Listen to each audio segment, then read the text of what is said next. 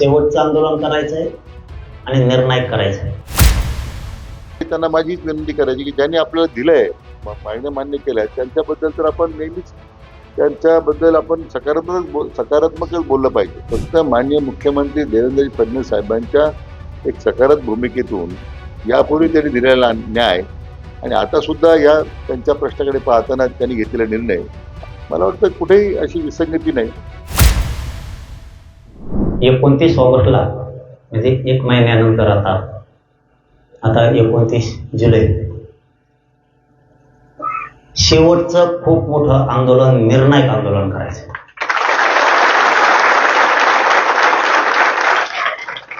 शेवटचं आंदोलन करायचंय आणि निर्णायक करायचंय. 3 वर्ष हा संघर्ष चालू आहे. पुन्हा मराठ्यांचे प्रश्न मागे नाही राहिले पाहिजेत.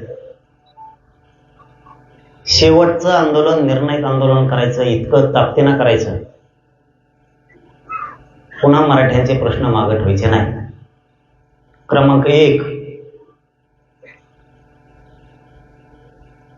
सगळ्यांनी समजून घेणं खूप गरजेचं आहे. नुसतं बैठकात सुद्धा उपयोग होत नाही.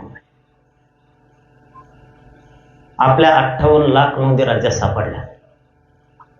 आपण सरकारला वारंवार सांगतो, तुमच्या सगळ्याच्या साक्षीने, तुम्ही 58 लाखाचे प्रमाणपत्र द्या. सरकार 58 लाखाचे प्रमाणपत्र देत नाहीये. म्हणून निर्णायक आंदोलन 29 ऑगस्टला करायचे आणि आजपासून त्याच्या कामात तुम्ही लागायचं. आता विखे पाटलांना, यांना, त्या लाडसाहेबांना सांगितलेले जालन्याची एक व्हॅलिडिटी 3 महिने झालं सांगितलेली, आणखी झाली नाही. याचा अर्थ असा होतो, फडणवीस साहेब तुम्हाला आमचे पोरांचं वाटोळं करायचं का?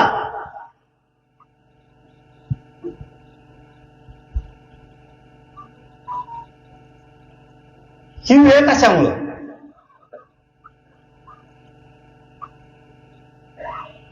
आपल्याला सूक्ष्मोक्ष लावणं खूप गरजेचं आहे. ज्या ज्या पोरांचे, 6वा मुद्दा, ज्या ज्या पोरांचे परतावे राहिलेत ना, व्याज परतावे, खरं म्हणजे जरंगी पाटील, मला या निमित्ताने एवढंच सांगायचं आहे की मराठा आरक्षणाबद्दलची जी भूमिका माननीय मुख्यमंत्री महोदयांनी घेतली, देवेंद्र फडणवीस साहेबांनी, यापूर्वी कोणत्याही मुख्यमंत्र्यांनी ती भूमिका घेतली. तर म्हणजे 94 साली झालेल्या निर्णयामध्ये तत्कालीन मुख्यमंत्र्यांनी जर त्यावेळी हा निर्णय केला असता तर हे आज मराठा समाजाला ही भोग त्यांच्यामध्ये आले नसते.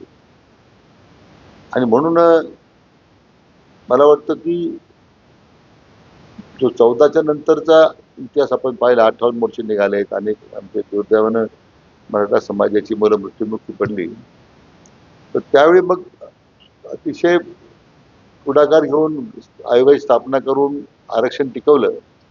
मला वाटतं ज्यांनी आरक्षण घालवलं त्यांचा प्रायश्चित्त त्यांना मिळालेला आहे. आणि म्हणून सरकार अतिशय सकारात्मक आहे. मला वाटतं की त्यांनी व्यक्त केलेली भावना बरोबर आहे, परंतु मी म्हटल्याप्रमाणे त्यांना तशा प्रकारची वेळ येणारच नाही याचा मला विश्वास आहे.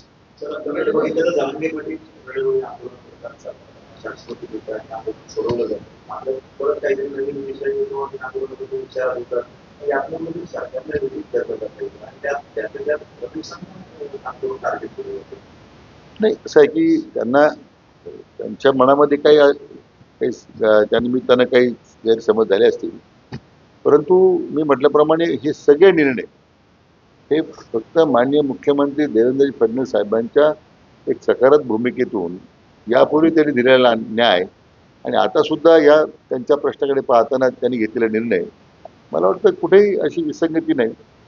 आणि मला वाटतं की माननीय फडणवीस साहेबांच्या संदर्भात त्यांच्यामध्ये असणारा जो गैरसमज आहे, माझी त्यांच्यावर चर्चा झालेली आहे, तो बऱ्यापैकी दूर झालेला आहे.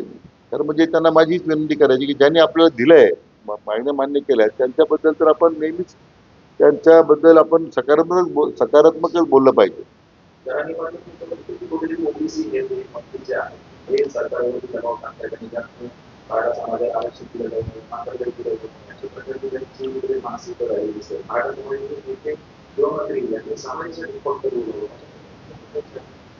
नाही, असं एक कुठल्या ओबीसी समाजाचं किंवा त्यांच्या नेत्याचा कुठला दबाव नाही. नाहीतर हे सगळे निर्णय मी सांगितलं निर्णय झालेच नसते. आता मराठा समाजाच्या करता स्वतंत्र मराठा आरक्षण स्थापन करण्यात सुद्धा आपण आता 24 जून 2023 चा निर्णय घेतला. तर स्वतंत्र आता पदं निर्माण केली, अधिकारी नेमलेत. त्यांची मागणी स्वतंत्र मंत्रालयासाठी, पण असं स्वतंत्र मंत्रालय निर्माण करण्याबद्दलचा मी वेगळा विचार करतोय. परंतु डेडिकेटेड मराठा आरक्षण कक्ष आता आपण स्थापन केलेला आहे.